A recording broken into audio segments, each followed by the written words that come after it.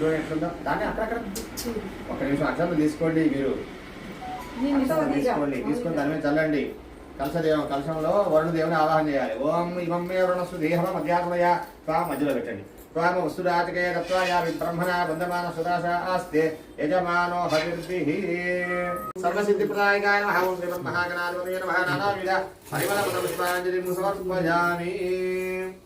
ఓం శ్రీ మహాలక్ష్మి నమః అంటూ ఆ పూలు అక్కడ పటం మీద వేయండి. ఓం అక్కడ పటం మీద వేయండి. ఓం కేశవాయ నమః. ఓం నారాయణ శ్రీ మహాలక్ష్మి నమః. ఓం కేశవాయ నమః. ఓం నారాయణాయ నమః. ఓం మాధవాయ నమః. ఓం గోవిందాయ నమః. ఓం విష్ణవే నమః. ఓం మధుసూదనాయ నమః. ఓం త్రివిక్రమాయ నమః. అక్కడ పెట్టేగా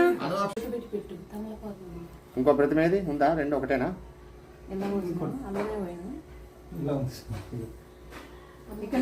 ఇది బంగారు ప్రతిమ పెట్టండి. గంధం సమర్పయామి. హరిద్రాచూర్ణం సమర్పయామి. కుంకుమాది పరమద్రవ్యాన్ని సమర్పయామి. అక్షతై పూజయామి. పుష్పై పూజయామి. మాల తిప్పండి.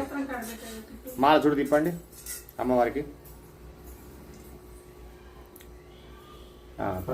చూడు అమ్మ చూడు. తుడిచి గంధం పసుపు కుంకుమ పెట్టి అక్కడ పెట్టండి. కలిసాను కొద్దిగా అమ్మ ముందుకు రా. అట్రా అటు వేయమ్మా. ఆయనకు అందదు నువ్వు పెట్టండి. వాళ్ళ చేతికి తాగించేది ఇంకేంది.